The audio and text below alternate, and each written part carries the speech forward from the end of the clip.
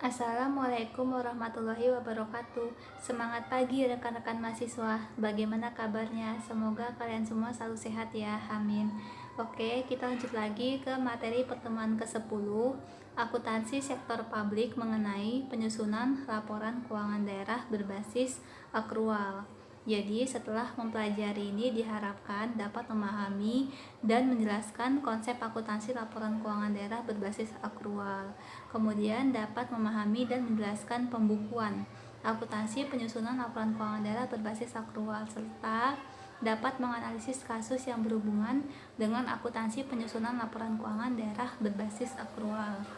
Jadi, langkah implementasi standar akuntansi pemerintahan berbasis akrual yaitu yang pertama, susun bagan akun standar berupa anggaran, pelaksanaan anggaran, neraca, dan operasional.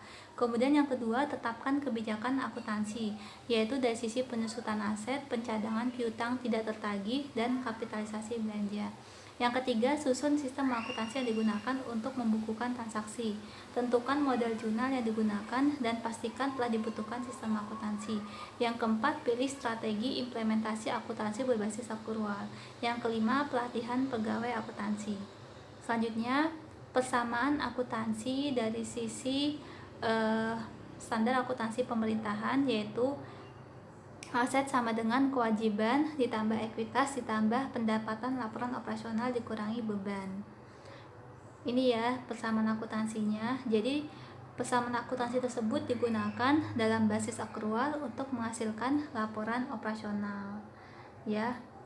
Jadi aset sama dengan kewajiban ditambah ekuitas ditambah pendapatan dikurang beban. Nah, ini contohnya. Pemerintah daerah menerima pendapatan pajak sebesar 50, maka kasnya bertambah 50 dan modalnya juga bertambah 50. Selanjutnya, contoh lagi yang lain, pemerintah daerah melakukan pembelian makanan dan minuman untuk rapat sebesar 300.000, maka asetnya berkurang 300.000 dan bebannya bertambah atau ekuitasnya berkurang. Ya, ini untuk laporan operasional. Nah, kemudian saldo normal akun pasti sudah pada tahu ya, saldo normal akun untuk aset di debit, kemudian untuk kewajiban dan ekuitas di kredit. Selanjutnya ini ya. Jadi akun yang terdapat di laporan keuangan pemerintah daerah yaitu perubahan saldo anggaran lebih ada di debit dan kredit. Aset di debit, kemudian rencana kerja satuan kerja perangkat daerah di debit, kewajiban di kredit, ekuitas di kredit, kemudian rencana kerja pejabat pengolahan keuangan daerah di kredit, pendapatan laporan realisasi anggaran di kredit, belanja di debit, transfer di debit, penerimaan pembiayaan di kredit, pengeluaran pembiayaan di debit, pendapatan laporan operasional di kredit, dan beban di debit. Selanjutnya jenis jurnal. Ada jurnal laporan realisasi anggaran dan yang kedua jurnal laporan operasional dan neraca.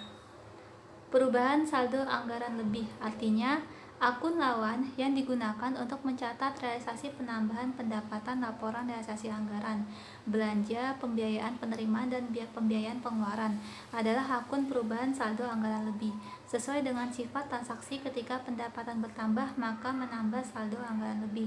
Ketika belanja bertambah dapat mengurangi saldo anggaran lebih. Ketika pembiayaan penerimaan bertambah dapat menambah saldo anggaran lebih. Ketika pengeluaran pembiayaan bertambah dapat mengurangi saldo anggaran lebih. Kemudian akun lawan yang digunakan untuk mencatat realisasi penambahan pendapatan, laporan realisasi anggaran, belanja, pembiayaan penerimaan, dan pembiayaan pengeluaran adalah akun perubahan saldo anggaran lebih. Sesuai dengan sifat transaksi, ketika pendapatan bertambah maka dapat menambah saldo anggaran lebih. Ketika belanja bertambah maka dapat mengurangi saldo anggaran lebih. Ketika pembiayaan penerimaan bertambah maka dapat menambah saldo anggaran lebih.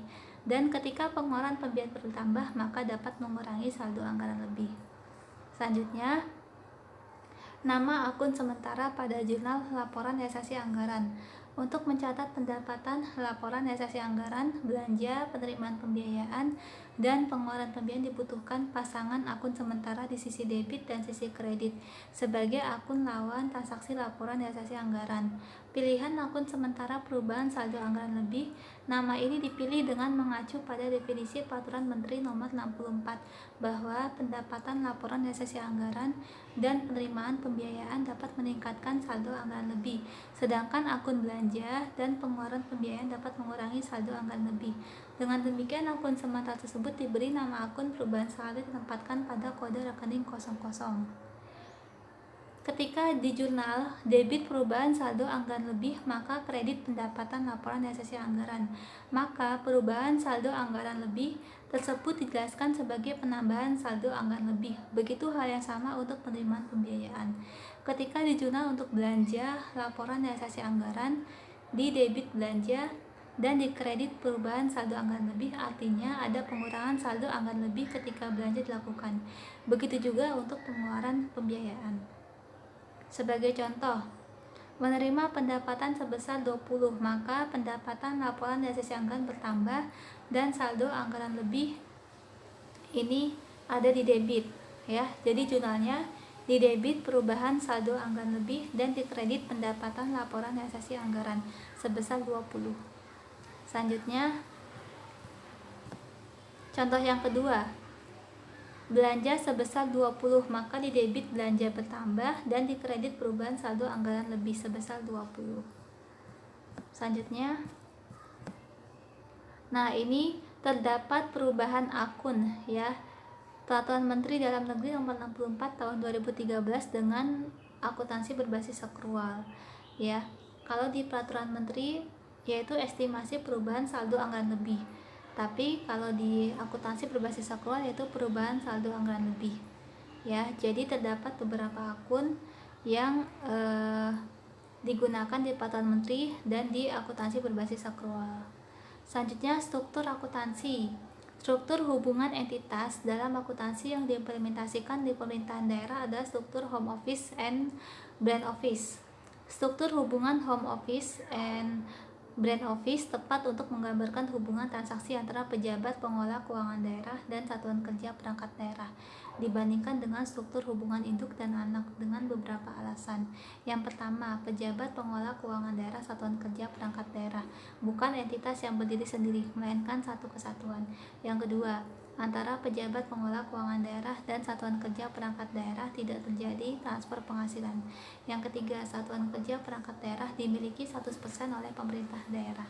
Transaksi antara pejabat pengelola keuangan daerah dan satuan kerja perangkat daerah dicatat menggunakan akun resiprokal, yaitu rencana kerja pejabat pengelola keuangan daerah sebagai akun ekuitas di satuan kerja perangkat daerah dan akun rencana kerja satuan kerja perangkat daerah sebagai akun aset di pejabat pengelola keuangan daerah. Selanjutnya ini ya, jadi struktur home office dan branch office pada pemerintahan daerah. Dari kantor pusat pejabat pengelola keuangan daerah membawahi kantor cabang satuan kerja perangkat daerah, dan ini saling berhubungan antara kantor pusat dan kantor cabang. Selanjutnya ini juga sama ya. Jadi bendahara umum daerah ini saling bekerja sama dengan satuan kerja perangkat daerah dengan bendahara penerimaan dan bendahara pengeluaran. Selanjutnya ini juga sama ya, kantor pusat bekerja sama dengan kantor cabang. Kemudian jurnal penutup, yaitu ada dua. Yang pertama jurnal penutup laporan realisasi anggaran, yang kedua jurnal penutup laporan operasional. Yang pertama yaitu menutup akun pendapatan dan belanja.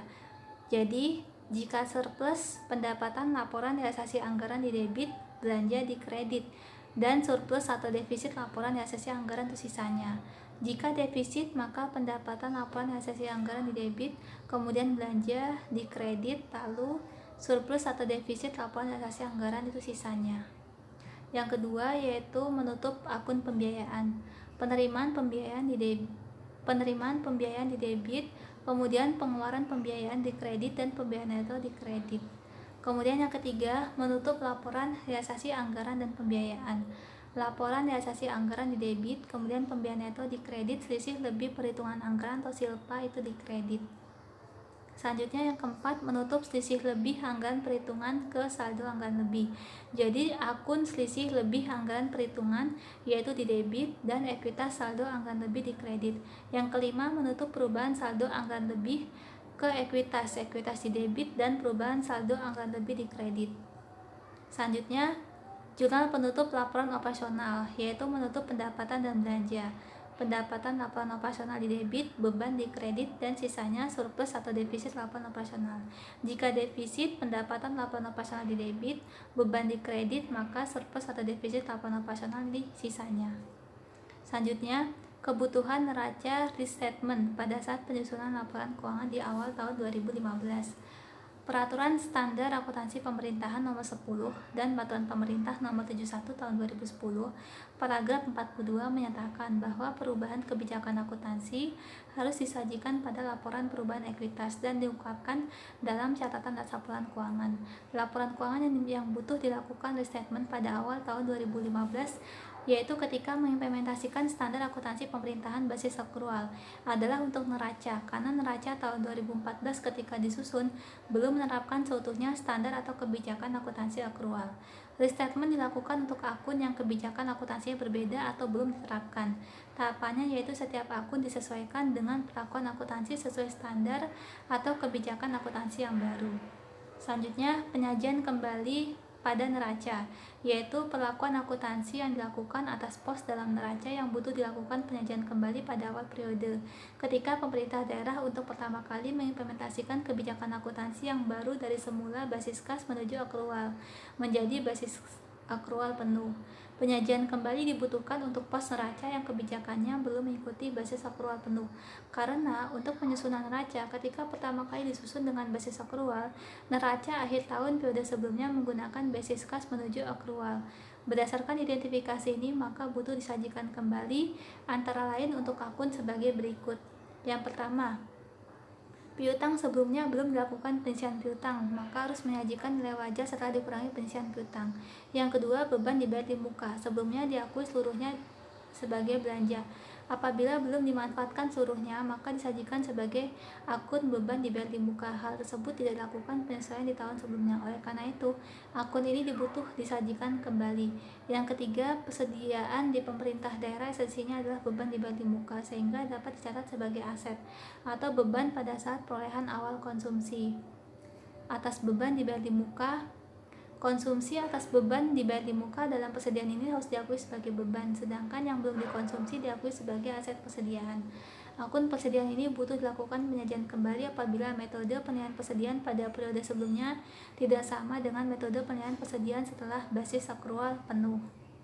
Yang keempat, investasi jangka panjang disajikan kembali apabila metode pencatatan sebelumnya berbeda dengan metode yang digunakan setelah menggunakan basis akrual. Seperti ada investasi yang pada periode sebelumnya seharusnya telah memenuhi kriteria pencatatan dengan metode ekuitas tetapi dicatat dengan metode biaya, maka butuh disajikan kembali. Yang kelima, aset tetap butuh disajikan kembali dengan nilai buku setelah dikurangi penyusutan. Yang keenam, aset tidak berwujud butuh disajikan kembali dengan nilai buku setelah dikurangi akumulasi amortisasi. Yang ketujuh, utang bunga butuh disajikan kembali terkait dengan akrual utang bunga akibat adanya utang jangka pendek yang telah jatuh tempo. Yang kedelapan, pendapatan diterima di muka butuh disajikan kembali karena pada periode sebelumnya belum disajikan. Yang kesembilan, ekuitas butuh disajikan kembali karena kebijakan yang digunakan dalam pengklasifikasian ekuitas berbeda. Kemudian yaitu caranya menyiapkan data yang relevan untuk dasar pengakuan akun berhubungan seperti untuk dasar menghitung dan mencatat beban penyisian piutang dan cadangan penyisian piutang, beban penyusutan dan akumulasi penyusutan, beban amortisasi dan akumulasi amortisasi. Kemudian cara yang kedua, menyajikan kembali akun neraca yang belum sama perlakuan kebijakannya dengan cara menerapkan kebijakan yang berlaku yaitu basis akrual sesuai dengan peraturan kepala daerah tentang kebijakan akuntansi berbasis akrual. Selanjutnya, satuan kerja perangkat daerah sebagai kantor cabang dan pejabat pengelola keuangan daerah dalam fungsi sebagai entitas akuntansi ini melaporkan kepada pejabat pengelola keuangan daerah atau kantor pusat sebagai konsolidator, yaitu untuk menyusun laporan keuangan konsolidasi. Jadi, Dasar penyusunan laporan keuangan konsolidasi yaitu menggabungkan atau mengkonsolidasikan laporan keuangan dari seluruh satuan kerja perangkat daerah dengan pejabat pengelola keuangan daerah. Proses penyusunan laporan keuangan konsolidasi ini terdiri dari 2 tahap, yaitu tahap penyusunan kertas kerja konsolidasi dan tahap penyusunan laporan keuangan gabungan pemerintah daerah sebagai entitas pelaporan. Selanjutnya, kertas kerja konsolidasi yaitu diperoleh dari neraca saldo satuan kerja perangkat daerah setelah penyesuaian, kemudian neraca saldo pejabat pengelola keuangan daerah setelah penyesuaian dan jurnal eliminasi. Kemudian nanti menghasilkan laporan realisasi anggaran pemerintah daerah, kemudian selisih perubahan anggaran lebih pemerintah daerah, laporan operasional pemerintah daerah, kemudian neraca ya, kemudian laporan keuangan pemerintah daerah dan catatan atas laporan keuangan pemerintah daerah. Selanjutnya kita ke contoh soal. Contoh soalnya yaitu di sini ada transaksi yang berhubungan dengan piutang yang terjadi di satuan kerja perangkat daerah. Pertanyaannya disuruh membuat jurnal transaksi.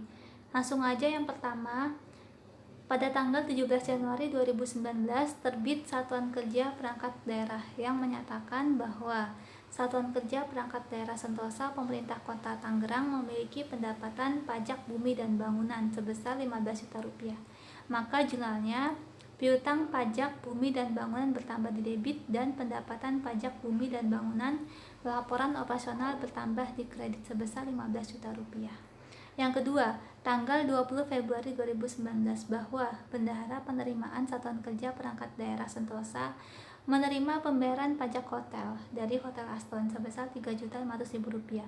Maka jurnalnya kas di Bendahara Penerimaan bertambah dan pendapatan pajak Hotel Aston laporan operasional bertambah di kredit sebesar Rp3.500.000.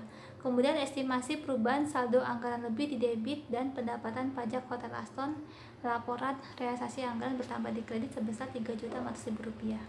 Selanjutnya, pendapatan ini disetorkan ke kas daerah pada tanggal 21 Februari 2019. Maka jurnalnya rencana kerja pejabat pengelola keuangan daerah di debit dan kas di Bendahara Penerimaan berkurang di kredit sebesar Rp3.500.000. Selanjutnya, transaksi ketiga. Tanggal 5 Maret 2019, Bendahara Penerimaan Satuan Kerja Perangkat Daerah menerima pendapatan pajak bumi dan bangunan sebesar Rp5 juta. Bendahara Penerimaan langsung menyetorkan pendapatan ini ke kas daerah pada hari yang sama, yaitu jurnalnya kas di Bendahara Penerimaan bertambah di debit, piutang pajak bumi dan bangunan berkurang di kredit sebesar Rp5 juta. Kemudian estimasi perubahan saldo anggaran lebih di debit dan pendapatan pajak bumi dan bangunan laporan realisasi anggaran bertambah di kredit sebesar Rp5 juta. Selanjutnya, rencana kerja pejabat pengelola keuangan daerah di debit dan kas di Bendahara Penerimaan berkurang di kredit sebesar Rp5 juta.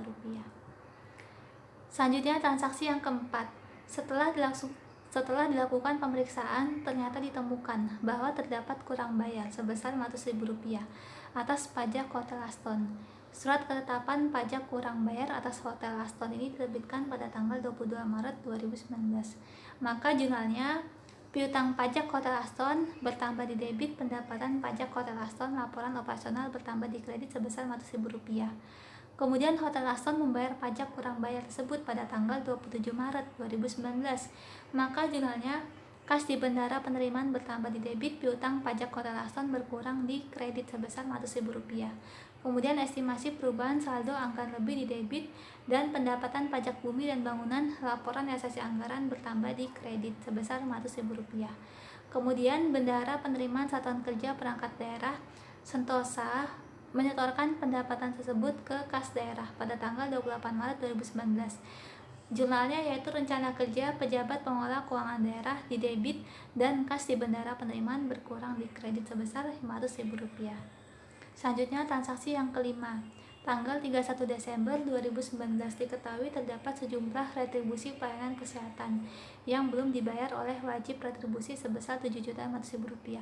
Atas jumlah yang belum dibayar ini, Satuan Kerja Perangkat Daerah Sentosa mengakuinya sebagai piutang retribusi. Maka jurnalnya piutang retribusi pelayanan kesehatan bertambah di debit dan retribusi yayasan kesehatan laporan operasional bertambah di kredit sebesar Rp7.500.000. Ya. Oke, agar kalian lebih memahami lagi mengenai laporan keuangan daerah berbasis akrual, kalian dapat mengerjakan tugas ini. Apabila ada pertanyaan yang ingin disampaikan, bisa ditanyakan di forum diskusi. Sekian presentasi dari saya. Terima kasih banyak atas perhatiannya. Wassalamualaikum warahmatullahi wabarakatuh.